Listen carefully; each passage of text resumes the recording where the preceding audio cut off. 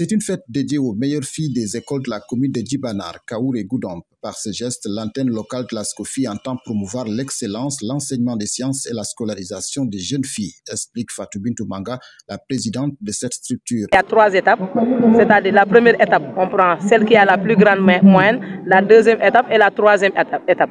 Au lycée, on prend seulement celle qui a la plus grande moyenne dans les séries scientifiques, parce que nous voulons prôner cette série-là.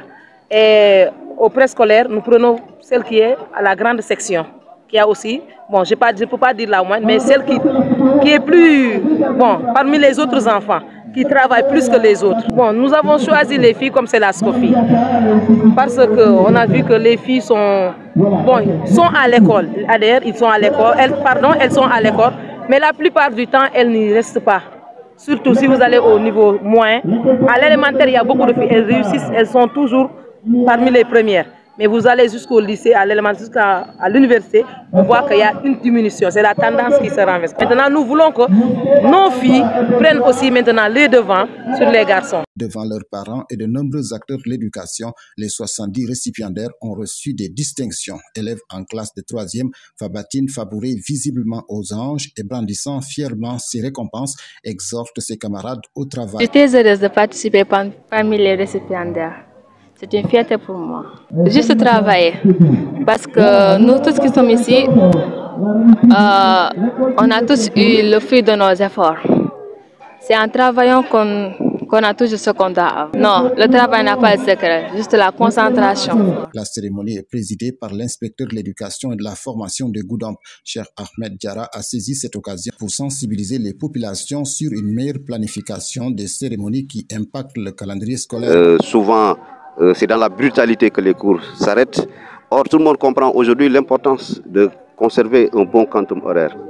Plus on apprend, plus on est performant. Malheureusement, il y a beaucoup trop de cérémonies qu'on organise en pleine année scolaire. C'est pourquoi j'ai lancé ce cri du cœur pour qu'avec les populations, avec les parents d'élèves, que l'on puisse reporter ou bien pousser un peu, en tout cas caler comme agenda, pour ces cérémonies-là dans les grandes vacances ou bien les vacances de Noël. Cela permettrait aux enfants de se concentrer davantage. Surtout éviter les mois d'avril, mai, juin.